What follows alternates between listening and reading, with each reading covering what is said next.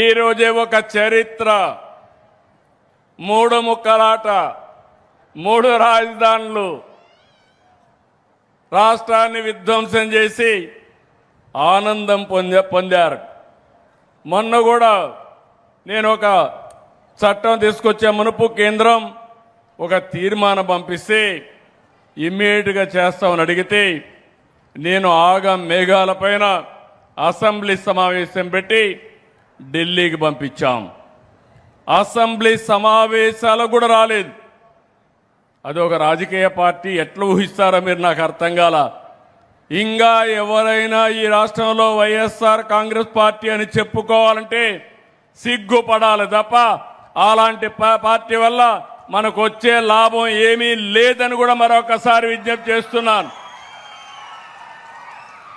ఈరోజు పార్లమెంట్లో కేంద్ర ప్రభుత్వం బిల్లు ప్రవేశపెట్టారు. రేపు రాజ్యసభకు కూడా వస్తుంది. ఇంకా రాబోయే రోజుల్లో అమరావతిని ఇంచు కూడా కదిలించలేరు. అమరావతి ప్రజా రాజధాని, అవునా కాదా?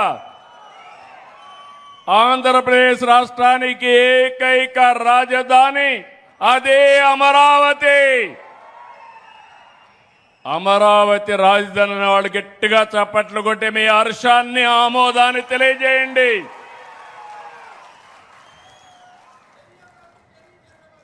ఒక వ్యక్తికి ఒక అడ్రస్ ఉండాలి, ఒక రాష్ట్రానికి ఒక రాజధాని ఉండాలి. అలాంటి రాజధానిని విధ్వంసం చేసి ఎడారి అని, లేకపోతే శ్మశానమని, ముంపు ప్రాంతం అని ఎగతాళి చేసి మనకు రాజధాని కూడా లేకుండా చేసే పరిస్థితికి వచ్చారు.